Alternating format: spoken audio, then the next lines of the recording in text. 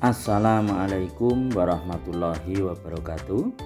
Bertemu lagi dengan saya Pak Tarno dalam pelajaran kimia SMA kelas 12. Kali ini kita akan membahas bab baru, yaitu hidrolisis garam.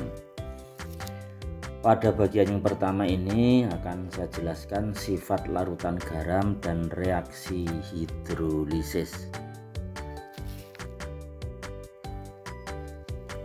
Sifat larutan garam. Pada pelajaran sebelumnya sudah diketahui bahwa jika asam direaksikan dengan basa akan menghasilkan garam dan air, sehingga reaksi ini sering disebut sebagai reaksi penggaraman atau penetralan. Kemudian kita juga sudah bisa mengidentifikasi asam kuat dan basa kuat. Asam kuat itu ada 6, yaitu HCl, HBr, HI, HNO3, H2SO4 dan HClO4. Asam selain yang disebutkan ini maka termasuk asam lemah. Basa kuat juga ada 6, LiOH, NaOH, KOH, CaOH 2 kali, SROH 2 kali dan BaOH 2 kali. Sehingga semua basa selain yang tertulis ini termasuk basa lemah. Berikutnya, bahwa garam itu adalah hasil dari reaksi asam dan basa. Ternyata sifat asam basa yang bereaksi akan mempengaruhi sifat garam yang terbentuk. Dalam hal ini, asal garam ada asam kuat direaksikan dengan basa kuat, maka sifat garamnya netral. Karena netral maka pH-nya pasti 7. Kenapa? Karena tidak mengalami hidrolisis. Asam kuat bereaksi dengan basa lemah akan mengikuti yang kuat. Yang kuat adalah asam, sehingga sifat garamnya juga asam. Hidrolisnya adalah parsial. Parsial itu artinya yang terhidrolisis hanya sebagian, yaitu basa lemah saja. Asam lemah basa kuat, garam yang terbentuk akan bersifat basa, sekali lagi mengikuti sifat yang kuat. Kemudian terhidrolisis parsial, yang terhidrolisis adalah asam lemahnya.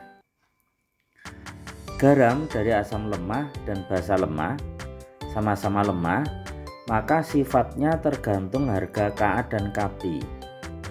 Jika Ka lebih besar daripada Kb, maka akan bersifat asam. Jika Ka lebih kecil daripada Kb, artinya Kb lebih besar, maka bersifat basa.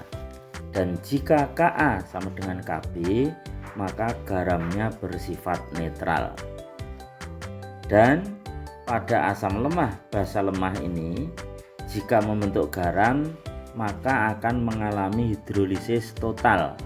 Karena asam lemah terhidrolisis, basa lemah juga terhidrolisis. Lanjut, reaksi hidrolisis. Tahap-tahap membuat reaksi hidrolisis. Yang pertama, buat reaksi ionisasi dari garam menjadi kation dan anion. 2. Buat reaksi hidrolisis masing-masing ion, baik itu kation maupun anion. Keterangannya, kation atau anion yang berasal dari asam atau basa kuat tidak mengalami hidrolisis. Sedangkan kation atau anion yang berasal dari asam lemah ataupun basa lemah akan mengalami hidrolisis. Hidrolisis itu artinya apa toh? Hidrolisis artinya bereaksi dengan air atau terurai di dalam air.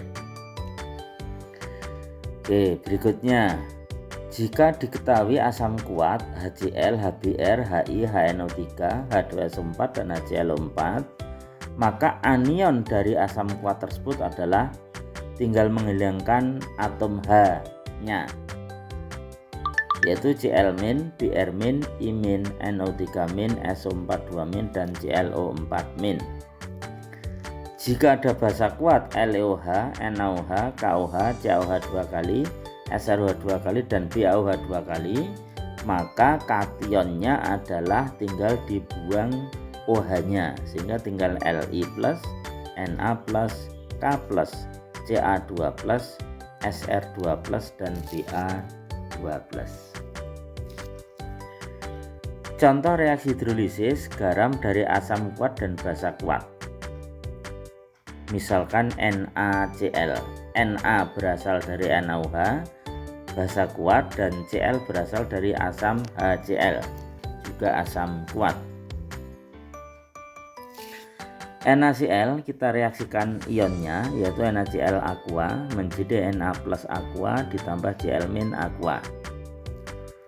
Karena Na berasal dari basa kuat, maka dia tidak terhidrolisis, sehingga Na plus ditambah H2O liquid tidak terhidrolisis. Artinya panah diberi corek tegak itu tidak mengalami reaksi.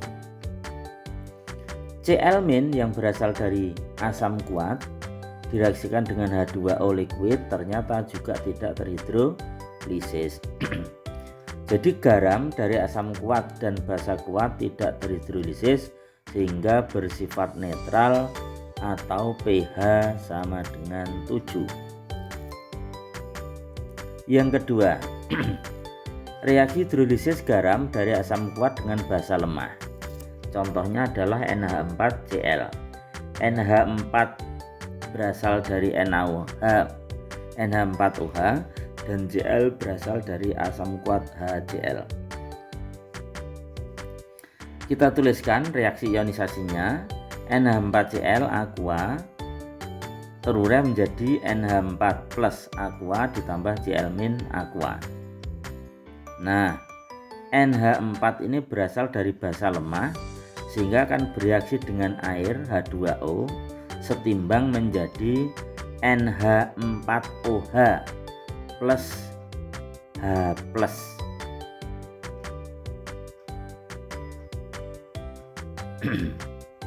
Mestinya menjadi NH4OH ditambah H+. Tapi karena NH4OH itu tidak stabil, akan segera terurai menjadi NH3 dan H3O. H3O ini akan terurai lagi menjadi H2O plus H+. H2O ditambah H+. Dengan adanya H+ ini berarti menunjukkan bahwa garam bersifat asam. Berikutnya Cl- aqua berasal dari HCl asam kuat sehingga tidak mengalami hidrolisis jika direaksikan dengan air atau H2O. Jadi garam dari asam kuat dan basa lemah terhidrolisis sebagian atau parsial, yaitu bagian yang lemah dan bersifat asam. Contoh reaksi hidrolisis garam dari asam lemah dan basa kuat, CH3COO-Na. CH3COO H itu asam lemah, NaOH adalah basa kuat. Kita tuliskan reaksi ionisasinya, CH3COO-Na aqua menjadi CH3COO- aqua ditambah Na+. Na+ ditambah H2O tidak bereaksi atau tidak hidrolisis karena Na berasal dari basa kuat. CH3COO- aqua ditambah H2O liquid setimbang menjadi CH3COOH ditambah OH-. Adanya ion OH- ini menunjukkan bahwa larutan bersifat basa dan terhidrolisis parsial atau sebagian. Berikutnya, reaksi hidrolisis garam dari asam lemah dan basa lemah. Contohnya NH4CH3COO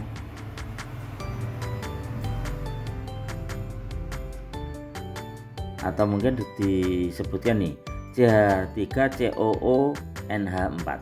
Jadi masing-masing dari basa lemah dan asam lemah.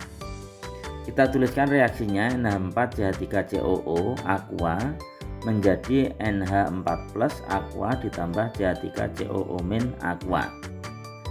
NH4+ aqua ditambah H2O setimbang menjadi NH3 plus H3O+ atau NH4OH plus H+. CH3COO- ditambah 2O setimbang menjadi CH3COOH aqua ditambah OH-. Nah, dalam hal ini basa lemah terhidrolisis, asam lemah juga terhidrolisis sehingga disebut hidrolisis total. Artinya garam dari basa lemah dan asam lemah mengalami hidrolisis total. Oke. Biar paham, kita lihat contoh reaksinya, contoh soalnya. Tuliskan reaksi hidrolisis jika ada larutan garam berikut dan tentukan apakah larutannya bersifat asam, basa ataukah netral. Oke, kita lihat. Na3PO4 aqua kita reaksikan ionisasi menjadi 3Na+ ditambah PO4 3-. Na direaksikan dengan air tidak mengalami hidrolisis atau tidak mengalami reaksi karena berasal dari basa kuat. PO4 3- ditambah 2O setimbang menjadi H3PO4 plus 3OH-. Nah, dalam hal ini PO4 3- berasal dari asam lemah, maka bereaksi dengan air atau mengalami hidrolisis setimbang membentuk H3PO4 plus OH-. Adanya ion OH- ini menunjukkan bahwa larutan bersifat basa. Oke.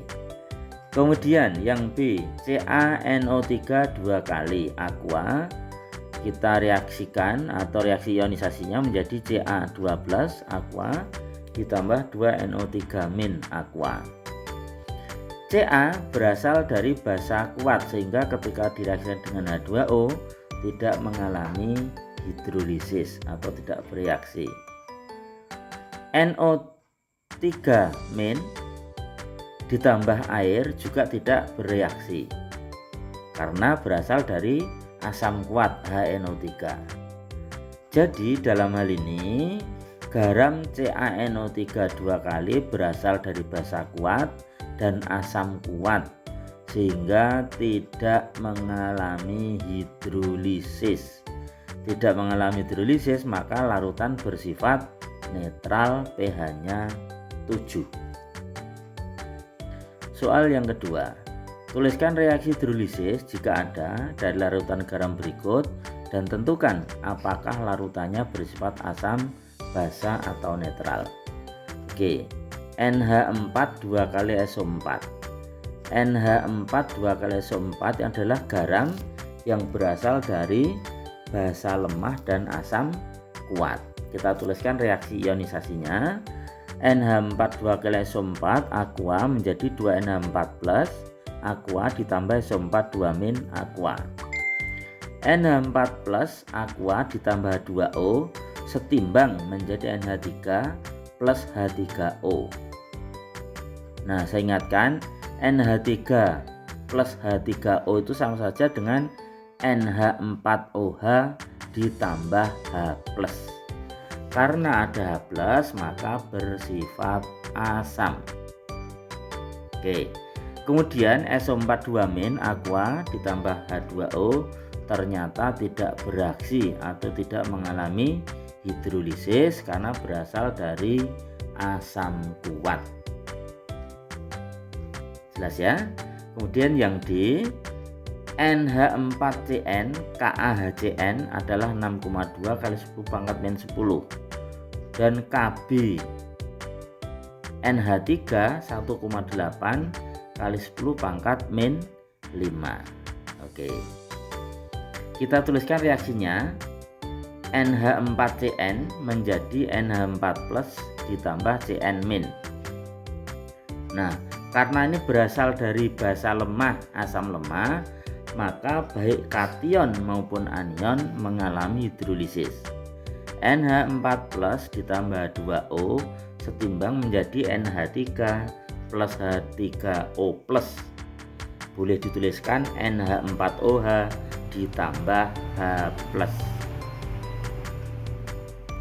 Kemudian anion Cn- ditambah 2O setimbang menjadi HCN ditambah OH-. Nah, dalam hal ini dua-duanya baik kation maupun anion mengalami hidrolisis sehingga hidrolisisnya total. Cara menentukan sifat asamnya dilihat dari harga Ka dan Kb. Ka 6,2 10 pangkat min 10, Kb 1,8 kali 10 pangkat min 5, sehingga Ka lebih kecil daripada Kb. Artinya Kb yang nilainya lebih besar. Karena Kb lebih besar, maka larutan bersifat basa. Oke, dari pembahasan ini akan saya ulang bahwa garam yang terhidrolisis itu adalah unsur atau bagian yang bersifat lemah, apakah basa lemah ataukah asamnya yang lemah. Kemudian sifat garam mengikuti yang kuat. Demikianlah pembahasan untuk kali ini. Mudah-mudahan bermanfaat. Saya akhiri. Assalamualaikum warahmatullahi wabarakatuh.